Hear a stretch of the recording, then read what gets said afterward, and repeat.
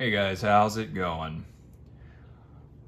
In today's video, I'm going to be discussing the repair of a Samsung washing machine, model number WF218. We're having an issue with a no drain, which has been ongoing for a while and is now permanently a problem. Now, if you've made it to this video, there's a chance that you've already attempted to replace your drain pump only to have it still not work. That's sort of the situation we were in. I actually powered up the motor. I tested it out of the washer and it ran just fine, which led me to start digging into the actual control board and the wiring. So now this doesn't necessarily only pertain to this model washer or even the manufacturer. This would apply to many appliances. In particular, this unit, so these are all the relays for the water valves and the drain. And I think one of the big problems is with the relay having such a high duty cycle, these are pretty small for to handle a job like that. So I'm not saying there's such a thing as engineered failure, but I would say this is definitely the case. Anything this small handling that much load at the frequency that you wash your clothes is yeah, these are definitely smaller than I would have put into this. And if you're wondering about this guy here, so this is the actual relay for the drain motor, which I took this relay apart and cleaned the contacts and somewhat reassembled it just to get it going, only because, you know, who wants to work around in dirty clothes? So at any rate, these boards are particularly difficult to work with for the fact that both sides of the board are coated in I don't want to say it's silicone because it doesn't behave like silicone. It's not high temperature resistant. It's almost a soft epoxy. And the reason I don't believe it's silicone, I will show you in a moment, but what it boils down to is, in order to work on this board and replace these relays or any other components on here, you'll have to remove the board from this housing, which is a little bit of a difficult task, but not impossible, which I'll go over a little bit. So with that said, we'll get started. Obviously, there's plenty of videos on how to get your control board out to work on it, so I will not be covering that. I may place some links in the description. Before you start the job, you'll want to obviously find out what the model number is of your relays and replace it with a similar rating in voltage and current. So you're going to have a coil voltage, which in this case is 12 volts DC, and a contact voltage, which I believe this is 120 to 240 and supposedly 3 amps. So in my particular case, I did find proper relays at Mouser Electronics.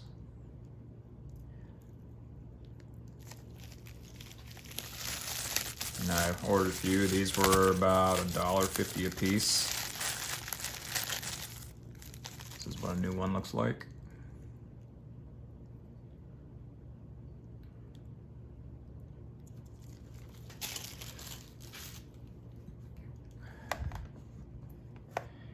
And so let's go ahead and get this thing apart. Now what you're going to need, obviously, is a screwdriver to remove this board. And this actually, there's three different boards actually. And these connectors here connect the other two boards, so those will definitely need to come out.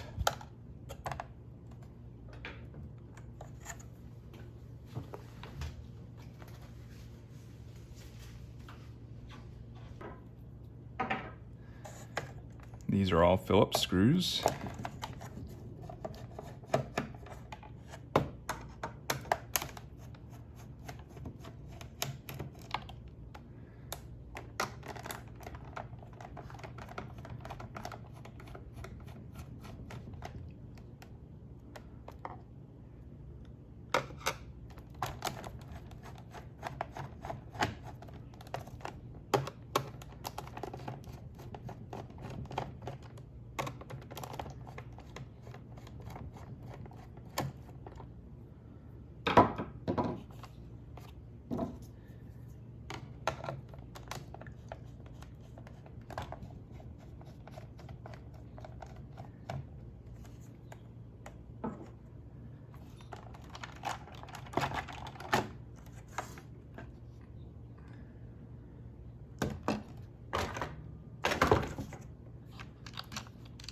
Sure, set these screws aside and just make sure you keep note of if the screws are different lengths from each other.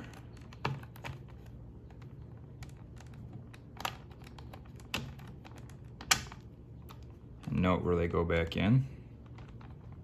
You can always take pictures or take notes.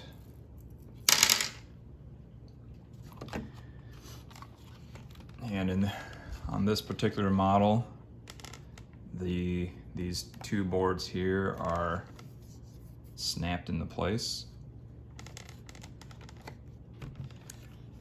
But when I had this one apart, unfortunately one of the clips broke off, so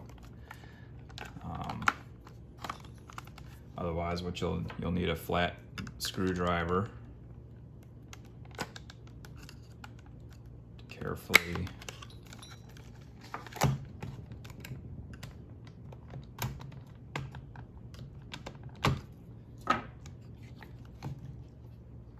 set that aside. All right. As I said before, I've already had this out, but so you can see there are tabs here that hold one side of the board in, and there's also tabs here and here.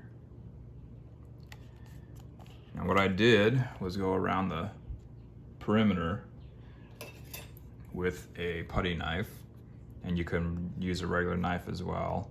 What you need to do is go all the way around and break the epoxy coating from the plastic housing.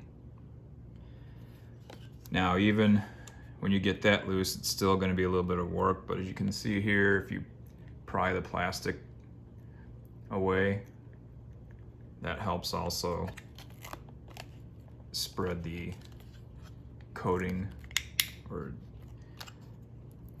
separate the coating from the plastic housing. And you want to be very careful that you don't damage the board in the process. And just take your time.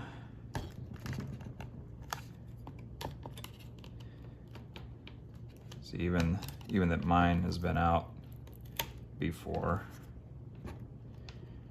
it's still a little bit of a pain to remove.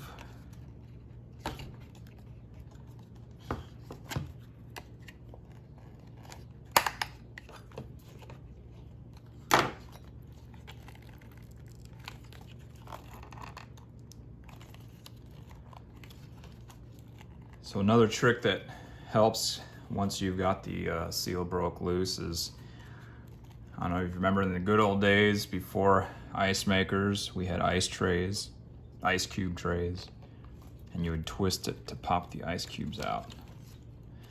Give this a twist, it helps loosen things up. This is one of those deals where it helps to have a third arm or a buddy to help you out.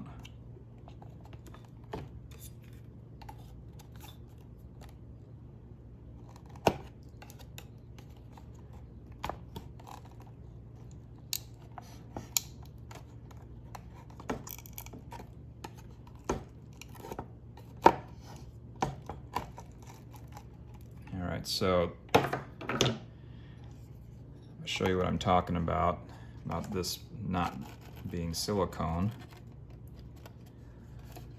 See that goop in there?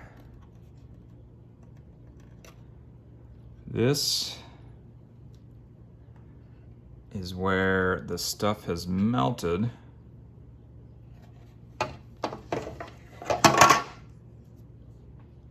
from hot spots. And you can see there's a lot of spots right over solder joints, around where components can get a little bit warm. I highly recommend you wear gloves while doing this, because this stuff is like a sticky trap. It gets everywhere.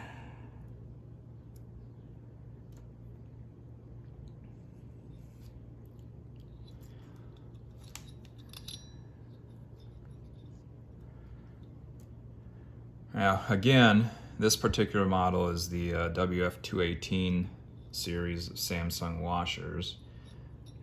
And in order to determine which relay is to the component you're having trouble with, you'll need to get the circuit diagram, in which case I did. It showed pin number 6 being the drain pump connection.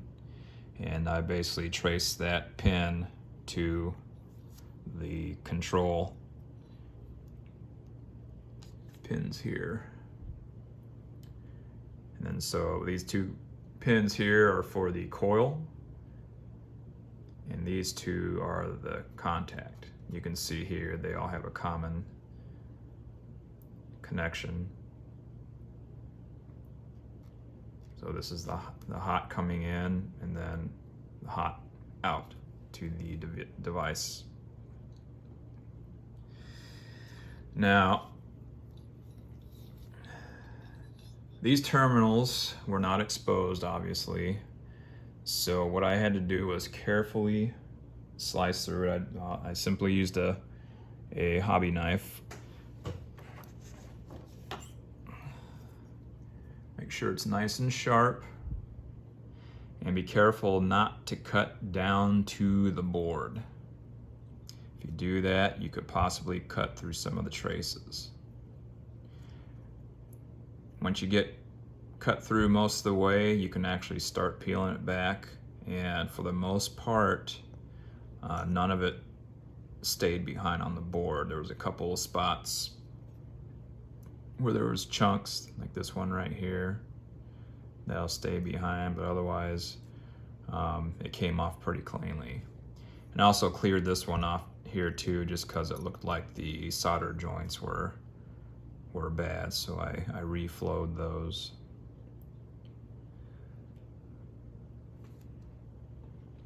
All right, so what I'm going to do now is remove this MacGyver part out of here and properly install the new one. And so the silicone, or this coating, I'm just going to call it coating because I don't think it's silicone. I believe it was placed there to protect it from moisture, but it sure doesn't make it easy for you to work on it either. So, ulterior motive? Maybe, maybe not.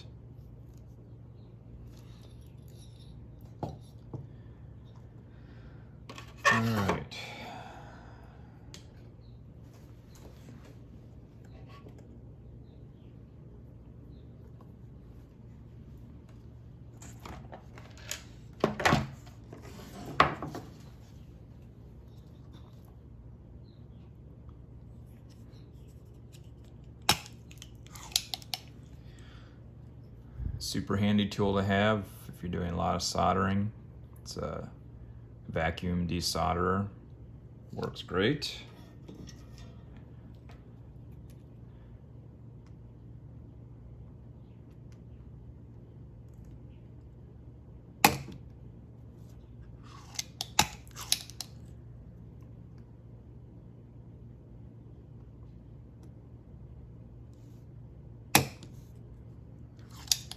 I will say, it was a little bit of, well, not a little bit, it was a pretty rough task getting the relay out originally. So it's also embedded in this mess. So I basically did the same thing. I cut down each of the sides as best I could without going all the way to the circuit board, because it is a double-sided board, so there are traces on that top side. You do not want to cut through those. You just want to make sure that you've completely removed the solder from the legs, then carefully loosen and pry out the old relay. And wear gloves. This thing is so sticky, it's ridiculous.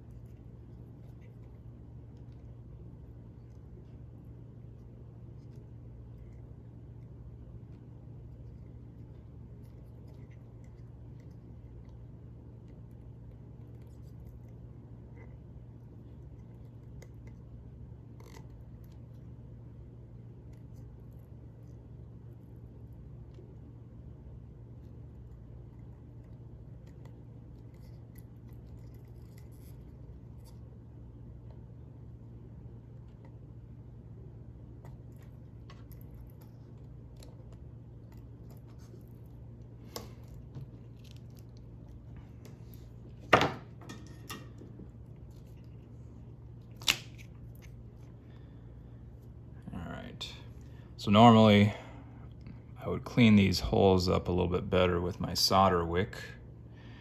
Unfortunately, I cannot locate it. So I'm just going to try to hit it a couple more times with the solder sucker, just to clean it up a little bit.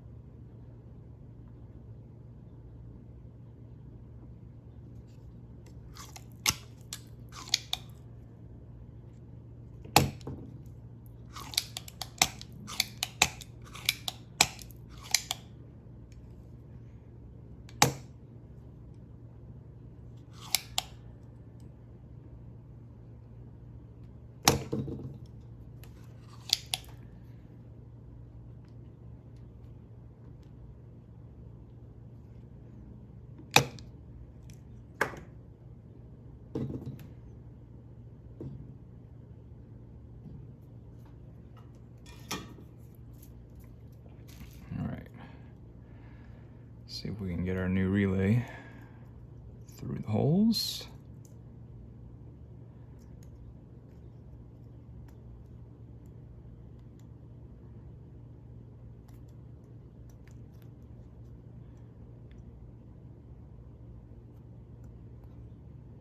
Perfect. I did try to find a socket that these would fit in, but to no avail. But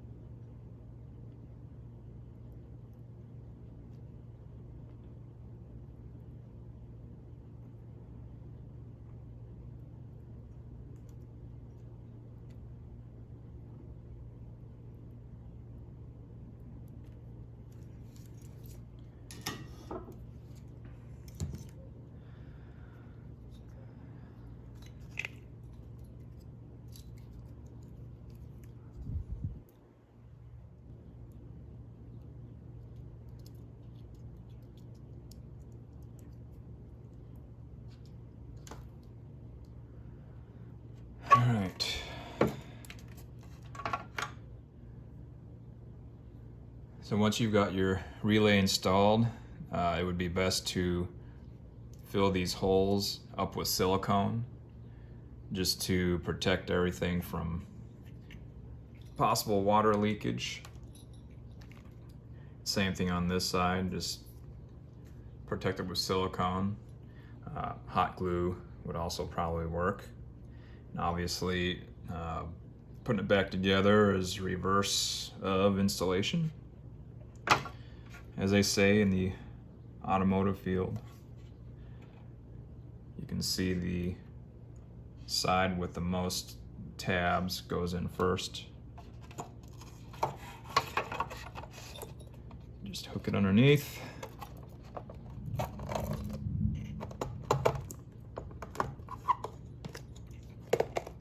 And then press everything back in. Snap till it snaps.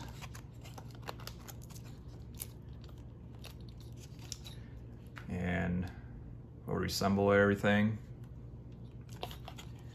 reinstall it, try it out, and it should be good to go. So I know this wasn't the most detailed instructional video, but most of the other aspects as far as testing the motor and removing the boards have been covered numerous times on YouTube already. So this is just showing how to get in and repair your control relays. Especially since this particular board is no longer produced and is very hard to come by. There are used ones out there, but when you buy a used one, it's a ticking time bomb.